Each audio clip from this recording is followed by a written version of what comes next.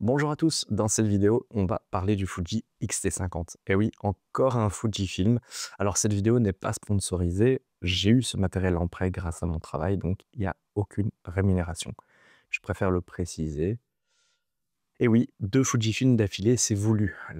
Dans la précédente, je parlais d'un boîtier très haut de gamme, le GFX 100S2, et le but était de prendre un autre boîtier dans la même marque, mais d'entrée de gamme cette fois-ci. La vidéo va être divisée en plusieurs parties. En premier, on va présenter le boîtier de manière générale. En deuxième, mes ressentis. Et on terminera avec un passage sur Lightroom pour voir ce qu'on sait en tirer avant et après retouche. Allez, c'est parti. Commençons par la présentation du boîtier. Parlons un peu technique et de quoi est équipé ce petit bijou. Alors, un capteur stabilité 5-axe APS-C de 40 millions de pixels BSI-CMOS. Ça fait beaucoup et on dirait une autre langue, je sais. Je vous explique du moins pour les débutants à quoi correspondent du coup toutes ces lettres. Stabilisé 5-axe, ça va encore. Il s'agit d'un capteur APS-C, donc comparativement au GFX, si on vulgarise, on peut dire qu'il est 2 fois plus petit. BSI pour Back Illuminated Sensor, en gros rétroéclairé.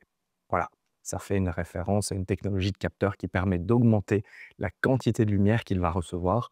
À nouveau, je vulgarise et simplifie fortement l'explication. Alors ensuite, CMOS. En gros, cela veut dire en anglais Complementary Metal Oxide Semiconductor. Encore une fois, il s'agit d'un type de matériau utilisé dans cette technologie de construction. Et enfin, on finit avec les 40 millions de pixels, et ça, c'est facile, il s'agit donc de sa résolution. Passons maintenant à quelque chose d'un petit peu plus léger, si on peut dire ça comme ça.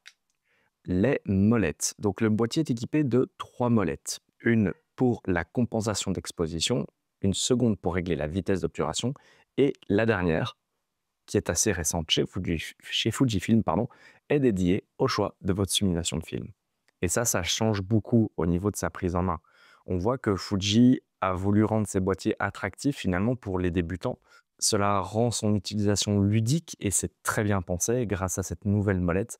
Plus besoin de trop naviguer dans les menus pour changer de look finalement. Évidemment, les simulations de films ne fonctionnent que en JPEG et non sur les RAW, mais on y reviendra car au final, il y a une petite subtilité. En ce qui concerne l'écran, je n'ai pas grand-chose à dire. Il est très bon, il est inclinable. Par contre, ne se retourne pas et ne s'incline pas en mode portrait. Je vais vous montrer ici. Vous voyez, comme ceci. Personnellement, cela me gêne. Du moins pour la photographie canine et dans ma façon de travailler. À nouveau, les goûts et les couleurs, on peut en parler très longuement. Ce que je trouve dommage, c'est qu'aujourd'hui, on a finalement la technologie et la capacité de faire des écrans inclinables dans tous les sens, même retournables, mais apparemment ça reste difficile de le faire ou alors les marques ne veulent pas le faire. Je peux encore comprendre que sur un boîtier de cette taille, ça reste assez compliqué, mais finalement, je crois qu'il s'agit vraiment d'un choix de la marque plutôt que de satisfaire finalement à tous les utilisateurs. Le viseur, alors il est un petit peu petit à nouveau, normal, je dirais, pour un boîtier de cette taille-là. Finalement, je ne l'ai pas beaucoup utilisé. Il est vrai que voilà, il n'est pas spécialement confortable non plus. Et du coup, je l'ai pas tant utilisé que ça. J'ai beaucoup utilisé l'écran finalement. On a une rafale de 8 images secondes en mécanique et qui fonctionne finalement très très bien. En vidéo, vous pouvez faire de la 6.2K en 30 fps, de la 4K en 60, de la Full HD en 120. Finalement, aujourd'hui, dans la vidéo, vous le retrouvez à peu près partout et à des niveaux très très bons dans à peu près n'importe quel boîtier. Attention qu'on n'est pas sur un boîtier tropicalisé, chose importante à noter, surtout quand vous faites de manière générale des photos en extérieur ou en environnement plus sauvage, si on peut dire ça comme ça, donc l'humidité et la poussière. Troisième partie, mes ressentis.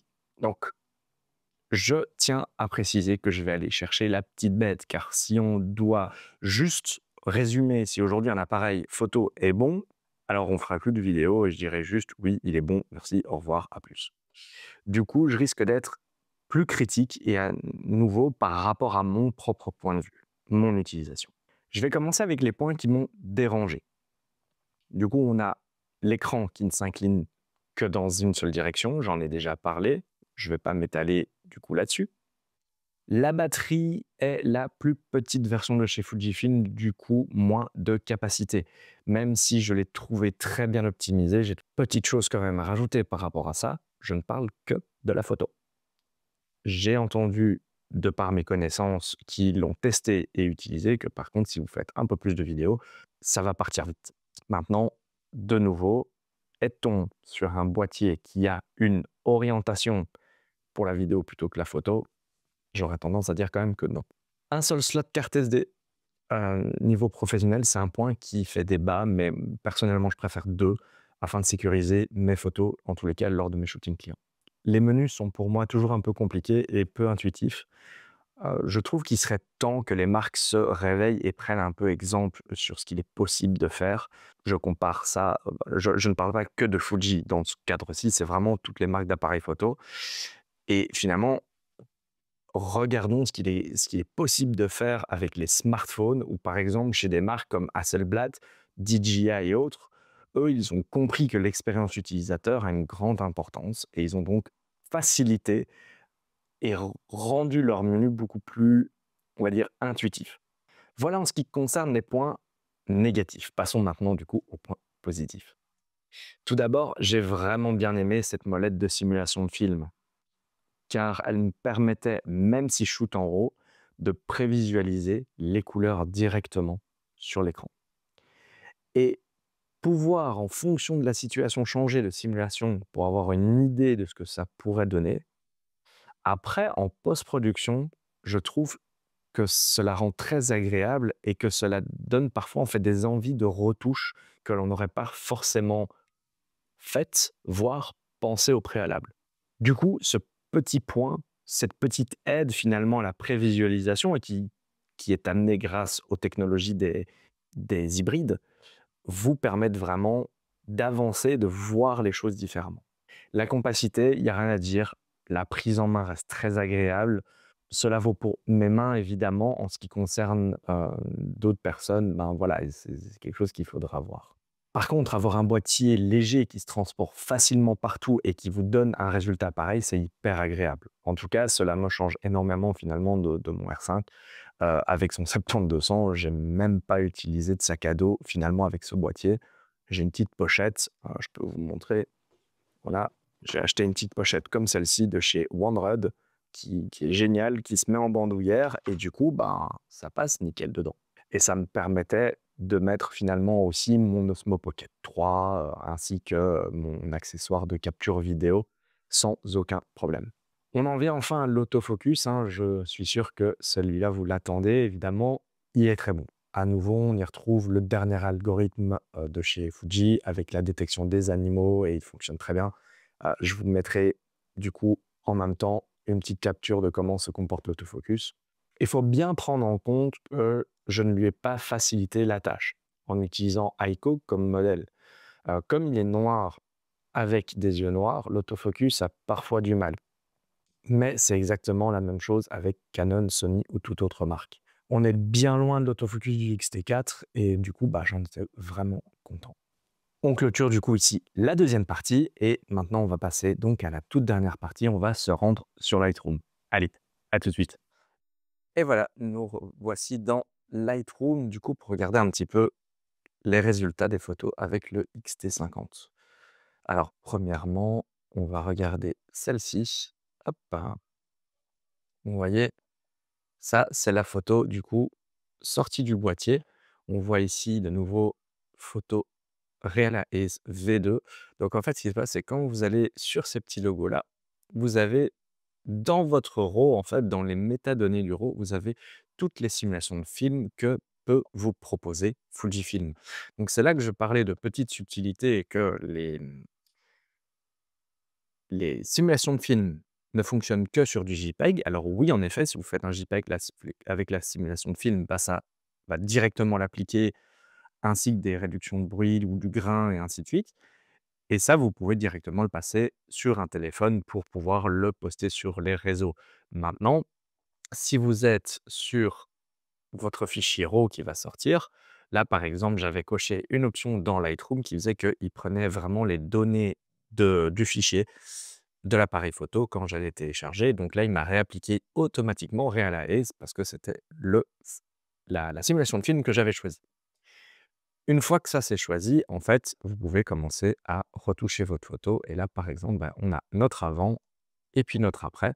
Ouais, c'est une retouche assez facile, assez simple que j'ai faite, juste vraiment pour faire ressortir un petit peu plus finalement Aiko, pour créer un petit halo de lumière.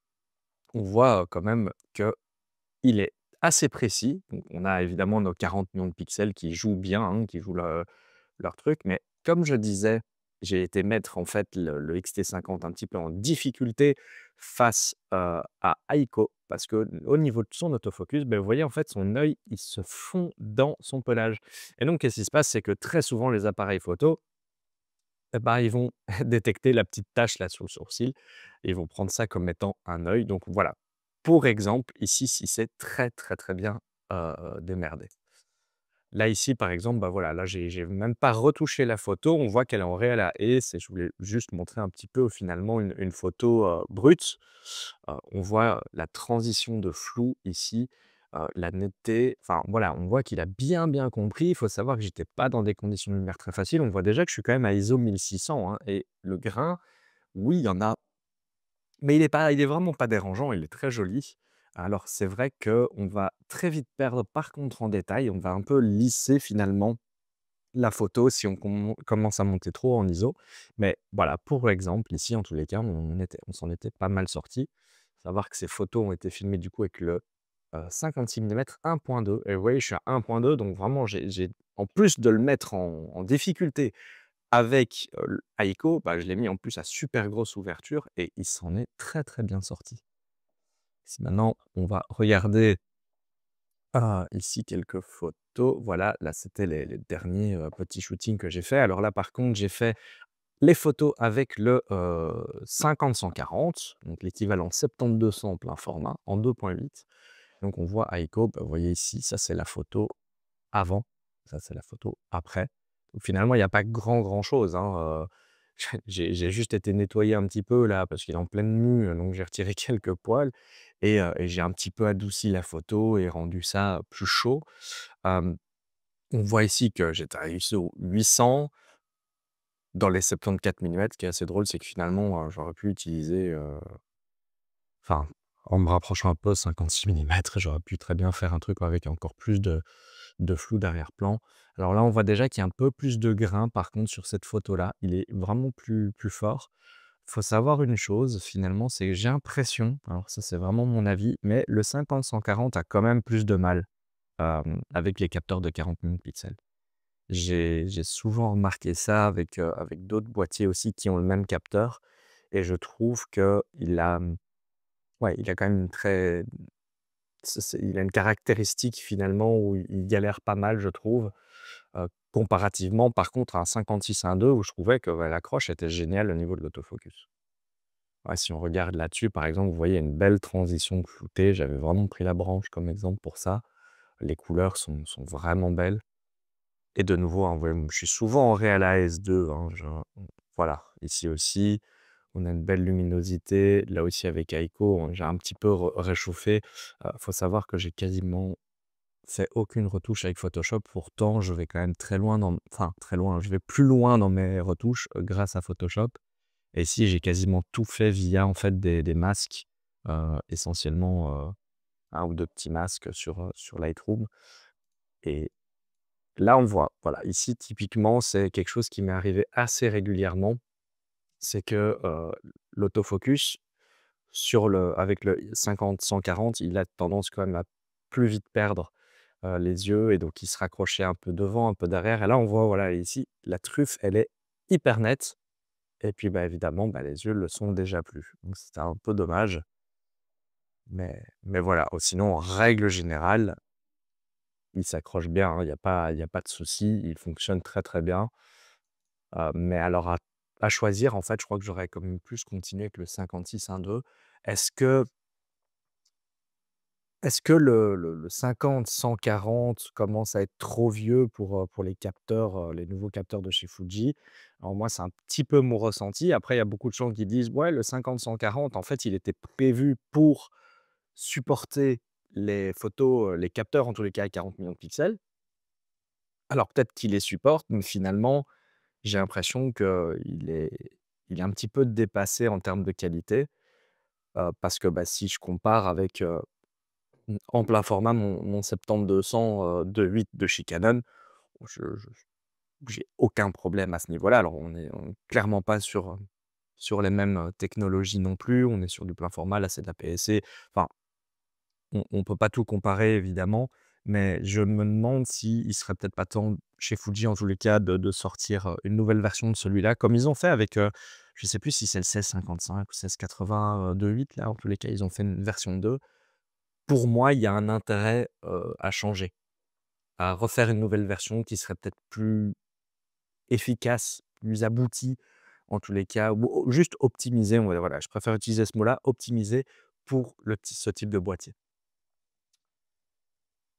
Voilà un petit peu, donc c'est assez rapide, hein, c'est un passage, très rapide sur Lightroom pour vous montrer un petit peu ce qu'il y a moyen de faire. Ce que j'aime beaucoup finalement, je vais un peu conclure avec ça, c'est que en partant de la mentalité Fuji et de son utilisation, on voit qu'il y a quand même un attrait, hein, sur ces boîtiers-là d'attirer des débutants amateurs, de photos. Bah, ce qui est très chouette, c'est qu'on peut avoir de très chouettes résultats assez naturels, mais qui sortent finalement du lot quand même, comparativement à un iPhone, comparativement à un Samsung, quoi que ce soit, enfin tout ce qui est pris avec un smartphone ou autre petite caméra. On on a ce petit cachet, on a ce voilà, il y a un petit quelque chose là derrière qui fait que la photo, finalement, quand on regarde une photo, on se dit: «Bah ouais, la photo a été prise avec un appareil photo». Voilà et pas un smartphone ou autre. Alors de nouveau, c'est mon ressenti, mais j'aime vraiment bien ce côté-là. Si je dois conclure vraiment cette vidéo, donc répondre à la question: «Est-ce qu'on peut faire de la photographie canine avec ce boîtier?» Alors ma réponse est: «Oui, on peut faire de la photographie canine», comme finalement avec beaucoup de boîtiers. Est-ce que maintenant je l'utiliserai moi pour ma f en tous les cas pour le côté professionnel? Alors non, car j'ai déjà du matériel plus avancé, on va dire, qui me permet de faire mes shootings, pro. Par contre, j'aurais pu envisager un genre de boîtier comme ça, en tous les cas, pour commencer, pour évoluer, mais en gardant en tête évidemment que je serais peut-être passé sur autre chose derrière plus tard, après avoir investi dans les bons objectifs. Je me demande même si finalement, et ça ce serait chouette, je ne sais pas si ça vous intéresse, j'aimerais bien que vous me le dites en commentaire, mais d'essayer finalement le XM5. Qu'est-ce qu'il est capable de faire? Si ça vous intéresse, dites-le moi, je ferai une nouvelle vidéo là-dessus. Parce que là, je crois que ça pourrait être assez intéressant finalement de voir si, vraiment le dernier né, le tout petit de chez Fuji, heu, pourrait être même peut-être plus intéressant en termes de qualité-prix. Voilà, écoutez, j'espère que cette vidéo vous a plu. Il se peut que pendant un petit temps, il y ait pas trop de vidéos parce qu'on va bientôt déménager et du coup, bah, je vais vraiment créer un nouveau studio et là, on va pouvoir reprendre de manière un peu plus intensive les vidéos. Si jamais vous avez des demandes particulières, mettez-les en commentaire, envoyez-moi un DM, n'importe et évidemment, si vous pouvez, pour soutenir la chaîne, parce que vous êtes quand même pas mal à regarder les vidéos, mais j'ai très peu finalement, d'abonnés. Ce serait de vous abonner, de partager cette vidéo si elle peut intéresser votre entourage ou vos amis. C'est pas grand-chose que je demande là, ça nous permet, nous, en tant que créateurs de contenu, de soutenir une chaîne et vous, ça vous coûte rien du tout. Voilà, un petit geste gratuit, mais qui fait beaucoup de différence pour nous en tous les cas. Si vous avez d'autres commentaires, que vous voulez d'autres choses, que vous pensiez à parler d'amélioration, je suis même tout à fait ouvert à toute critique objective sur mes vidéos. Si vous trouvez qu'il y a quelque chose que je devrais améliorer, allez-y, je suis tout oui et je me ferai même un plaisir d'étudier la question et de voir, si je peux faire quelque chose de plus. Voilà, j'espère que ça vous aura plu et je vous dis à la prochaine pour une nouvelle vidéo. Ciao, ciao.